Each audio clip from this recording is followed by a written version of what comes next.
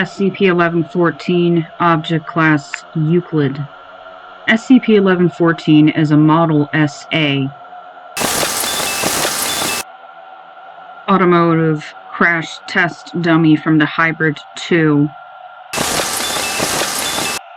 series as manufactured by between 19 and 19. A mark was discovered stamped into the underside of SCP-1114's solid vinyl foot, identifying its production date as 19. Research into the company's history has not yielded any significant events around that time to account for the SCP-1114's properties. Samples taken from SCP-1114 indicate it is constructed of materials appropriate for both the time period in which it was manufactured and for the model in question. A steel skeletal construct with aluminum and bronze joints covered in various solid vinyl skin and vinyl foam components.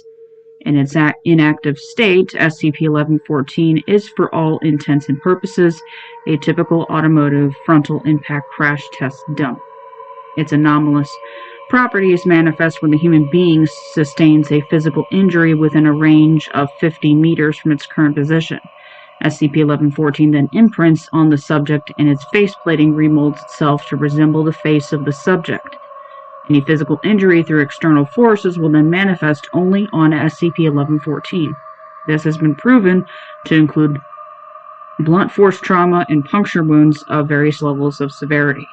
Strikes of blunt or sharp implements will appear to bounce off the subject, but if the blow would have severed any part of the subject's body, it will sever a corresponding part on SCP-1114.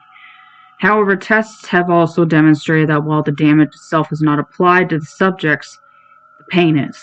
When trauma is induced, subjects exhibit behavioral patterns appropriate to a person receiving that trauma. This includes screaming, weeping, and, on a physiological level, loss of consciousness.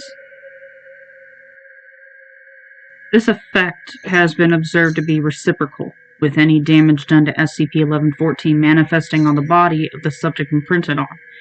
When SCP-1114 is damaged, test subjects immediately develop the appropriate trauma and according sensations. If SCP-1114 is displaced by the injury caused, this movement does not appear to carry over to the subject. Damage done to the SCP-1114 when in its inactive state does not seem to have an abnormal effect. Damage shows up and remains on SCP-1114 until it next activates. At that point, all damage disappears as described below.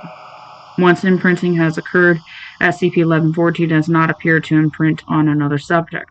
This process does not seem to be reversible except by termination of the subject, unless the test subject qualifies for continued existence as understood in Guideline 1114-G-01.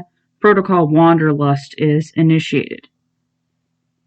Upon unimprinting, SCP-1114's face plating reverts to its initial form, and any and all damage done to it instantly disappears. This includes previously severed parts reappearing, even if previously removed from the test site or destroyed. The method by which it reassembles itself is unknown at this time. If these events do not transpire within 30 minutes of the subject having been declared officially terminated, SCP-1114 is to be destroyed. Staff are to be alert for the appearance of remains on site. Addendum 1114-A-01. Recovery and Preliminary Containment Notes. SCP-1114 was discovered on 2000 at Germany in the plant after it had been used in a safety test for the new model. Test subjects: 1 common chimpanzee, Pan troglodytes, 1 short-beaked common dolphin, Delphinus delphis, 1 chicken, Gallus gallus domesticus. Summary goal: to see whether SCP-1114 is able to imprint on other species. Transcript: all animals were sedated and strapped in place to secure ease of handling. A needle was inserted into the chimpanzee's left upper thigh. No change to SCP-1114's faceplating occurred. Within a period of 30 minutes following the initial injury, and the chimpanzee was taken back to its cell. A small cut was made on the dolphin's dorsal fin. No change to the SCP-1114's faceplating occurred. Within a period of 30 minutes following the initial injury, and the dolphin was taken back to its own tank. The chicken had one of its wings broken. No change to the SCP-1114's faceplating occurred. Within a period of 30 minutes following the initial injury, and the chicken was taken to the mess. Conclusion: SCP-1114 does not seem to imprint on other species. Test Designation 1114-T-15. Name, Personnel ID, Dr. Test Subject D-534-66. Summary goal: to determine the extent of the relation between SCP-1114 and the test subject after imprinting. Transcript: D-534-66 was forcibly strapped in place in a high-backed chair by security staff present. A needle was then inserted in the subject's left upper thigh. The image recognition software registered a change to SCP-1114's faceplating after approximately 5 minutes. Dr. then instructed one of the security staff present to hit D-534-66 over the head with his baton. D-534-66 pleaded loudly but was struck as instructed. No injury presented itself on subject's body, but SCP-1114 immediately developed a large dent in the area where D-534-66's head had been struck.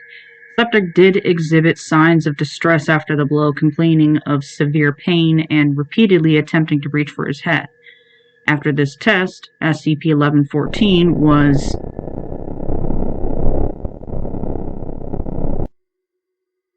remains were collected and disposed of as per regulations.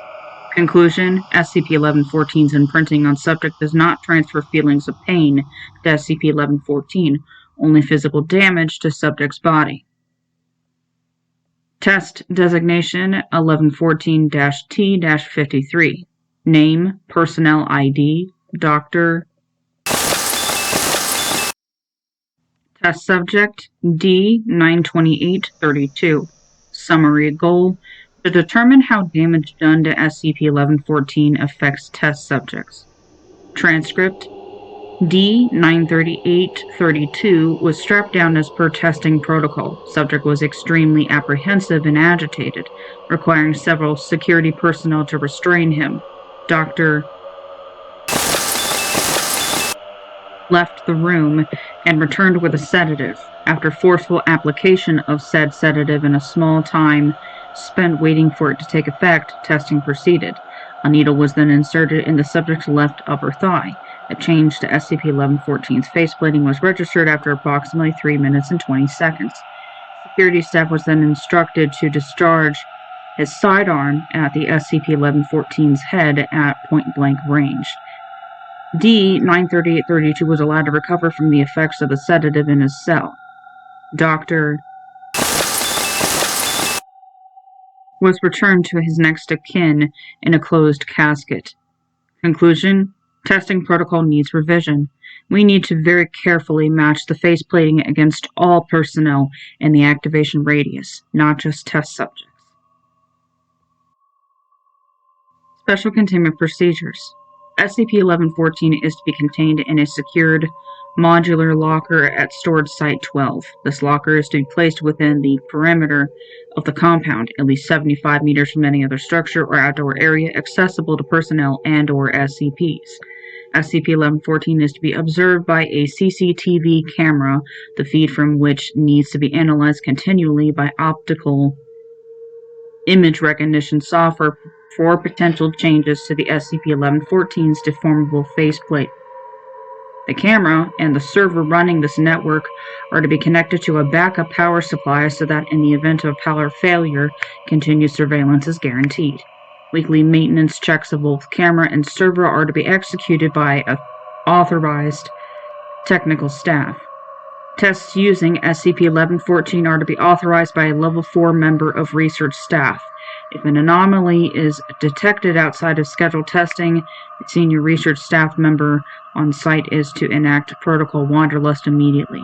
A security detail is to then search the area around SCP-1114's location for human remains, should no such remains be present in its locker.